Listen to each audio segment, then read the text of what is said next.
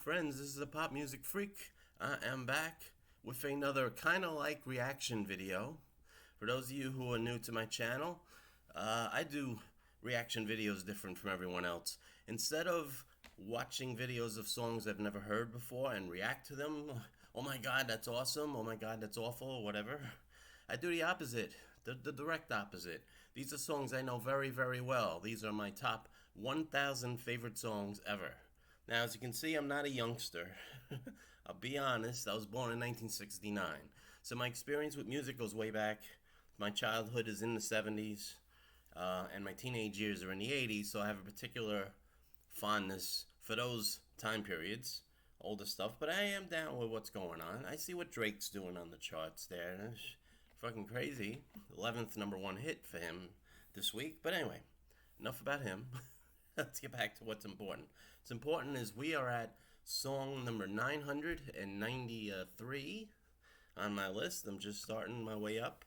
So I'm going to be doing this for a while. You're going to get sick of me, or you're going to love me, or somewhere in between. Alright, 993 was a big hit record in 1983 for a lady who already had experience with a big hit from a movie in 1980. She was on the Fame soundtrack and had a number 4 hit with the title track, Fame. Of course, I'm talking about Irene Cara. Had a follow-up also on that album, Out Here on My Own, which was a ballad that hit number 19 on the pop charts in 1980. A song written by Leslie Gore. You can ask your parents or your grandparents who Leslie Gore is. Which popped back onto the scene again in 1983 with this super smash hit that I am going to give you the full description about right now. Flashdance, What a Feeling is a song from the 1983 film Flashdance with music by Giorgio Moroder and lyrics by Keith Forsey and the song's performer, Irene Cara. Moroder had been asked to score the film, and Cara and Forsey wrote most of the lyrics after they were shown the last scene from it, in which the main character dances at an audition for a group of judges. They felt that the dancer's ambition to succeed could act as a metaphor for achieving any dream a person has, and wrote lyrics that describe what it feels like when music inspires someone to dance. The song wound up being used for the scene they watched, as well as during the opening credits, as the main character is shown working as a welder. The collaboration was the first single to be released from the soundtrack album and received positive reviews. Because Flashdance was going to be released in mid-April of that year, Casablanca Records made the single available in March as a way of marketing the film to the target audience. The unexpected success at the box office resulted in stores across the U.S. selling out of both the single and the parent album just days after Flashdance was in theaters. The song spent 6 weeks at number 1 on the Billboard Hot 100 and topped the charts around the world. It was awarded gold certification by the Recording Industry Association of America for sales of 1 million copies and won the Academy Award and Golden Globe for Best Original Song and earned Cara the Grammy Award for Best Female Pop Vocal Performance. The success of the song made it clear to Cara that she was not receiving royalties that were stipulated in her recording contract, and she took legal action against her label in order to be compensated. The backlash that she claimed she suffered in retaliation for filing a lawsuit left her feeling shut out of the entertainment industry as she struggled to find work. Although she began receiving royalties for the recordings she made for them, the label and its owner declared bankruptcy and claimed they were unable to pay the $1.5 million settlement she was awarded by a Los Angeles Superior Court. Here's more background on the writing of the song.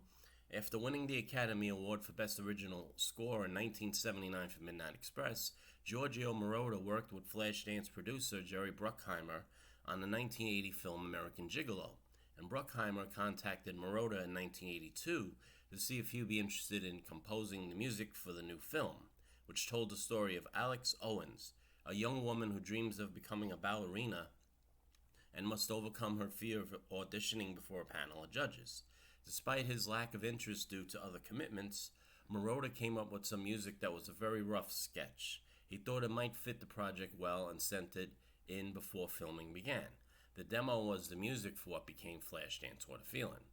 But Moroder did not agree to composing the score until after seeing a video of a rough cut of the film.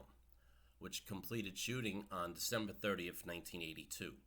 He then delegated the writing of the lyrics to his session drummer, Keith Forsey, who started on the task by himself, but later received help from Irene Cara. She described Forsey as very personable, just a sweetheart. He was very funny, we definitely clicked. Cara received her big break in 1980 in the role of Coco Hernandez, a student at the High School Performing Arts in the movie Fame.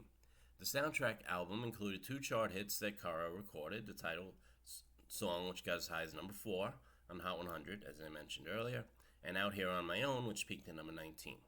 When the record label for the soundtrack, RSO, went out of business, one of its executives, Al Corey, convinced her to join his newly formed Network Records. And the title track from her first album there, Anyone Can See, reached number 42 on the Hot 100 during a run of 18 weeks that began in November of 1981. She was working on an album and looking for a producer in early 1983 when she was contacted by Paramount Pictures to provide lyrics for the new soundtrack song. Although Moroder had shown interest in working with her once she had success with Fame, she was reluctant about being compared to another singer he had produced, Donna Summer. But with Flashdance What a Feeling, Cara explained, we were thrown together by Paramount. Cara and Forsey was shown the last scene of the film in which Alex auditions to have a sense of what the lyrics should be. They were then driven from the screening to Giorgio's studio to record the song, and during the trip were able to come up with most of the words that Cara would sing. She said, I had no idea what the movie was about or anything.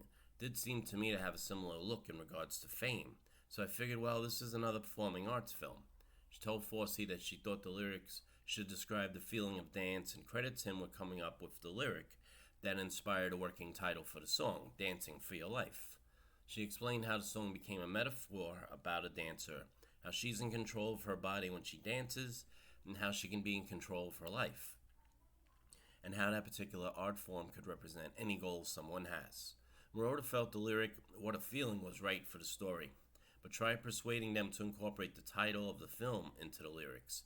The closest they could come to doing that was to use the 2 words that form the title in separate lines of the song, such as, In a flash, it takes hold of my heart.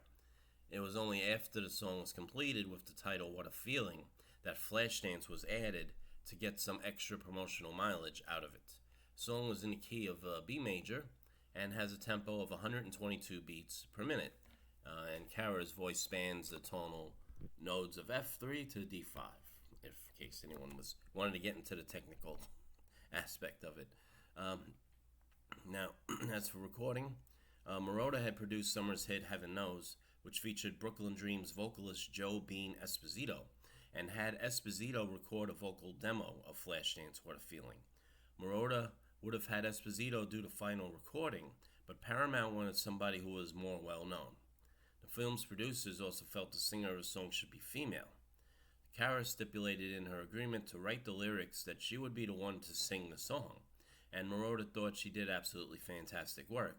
She wanted to do more than one take, and he felt her third crack at it was her best. The completed recording of the song in a few days, and the movie studio liked what they heard. On the special collector's edition DVD released of Flashdance in 2010, Bruckheimer said, when you first heard it, you said it's a hit. It's one of those things you just heard and you just couldn't get it out of your head. And it just got us all excited. We kept playing it over and over and never got tired of it. To this day, I'm not tired of that song. Cara also had a good feeling about it. I knew when we were recording that it had something special with the song. Some things you just feel, you know. Can't really dissect it or analyze it. It's a spiritual thing that you sense. And I did sense that it had something special with this song. So, as for critical reception, Flashdance What a Feeling received predominantly positive reviews at its time of its release and has continued to do so. Billboard magazine proclaimed that the song was the best showcase for Cara's vocal talent since she first came to fame 3 years ago. The spirited Giorgio Moroder tune has the same kind of yearning optimism than the initial hit. Cashbox concurred. This should be the vehicle Cara has been searching for since her Fame debut. Moroder's hook is powerful, the arrangement well sculptured, strong stuff. Record Mirror's Betty Page predicted huge Hitsville, USA, next year's Grammy, Oscar winner, no doubt. Maureen Rice of Number One magazine admitted I really like this and described it as a perfect radio record. New York Times pop music critic John Rockwell wrote the song, sung by Irene Cara in a manner directly evocative of her big hit fame, still possesses a buoyant energy of its own. Um, All Music labeled the song as one of their album picks from the Flashdance soundtrack, Cara's What a Feeling album, and the 1994 Casablanca Records Story compilation. Um, so, what else do we have for you? On April 2nd, issue of Billboard magazine, Flashdance What a Feeling began a run of 25 weeks on the Hot 100, which included 14 weeks in the top 10, making it the longest running top 10 single of 1983, longer than Billie Jean or Beat It by Michael Jackson. The May 28th Billboard marked the first of 6 weeks at number 1 in the USA. It also went to number 1 in Australia, Canada, Denmark, Japan, New Zealand, Norway, South Africa, Spain, Sweden, and Switzerland. And it also got as high as number 4 on the adult contemporary chart, and number 2 on the R&B chart, and number 3 on the dance disco chart. So it was a hit on 4 charts, which does not happen too often in Billboard. So there you go, and that's pretty much it. She won Grammy, she won the Oscar that year, she won everything, basically. But sadly, even though she had a few more hits after it, Why Me and Breakdance and songs like that, her career kind of fizzled out, and by the late 80s, she was pretty much forgotten. Also, her lawsuit kind of made a lot of other record labels hesitant to work with her in the future. So in a way, it was the best thing ever happened to her career, but it ended up being one of the worst, as it turned out. But it's a great song, brings back a lot of great memories for me and for you, I'm pretty sure, those of you that are somewhere in my age group. All right, so that's it. That's the story of Flashdance, What a Feeling. I am going to play the song now. Do my best. Hopefully the copyright gods are merciful. Okay? So thank you for watching. Please share. Please subscribe. Please like. Excuse me. And I wish you all peace and love and a great day.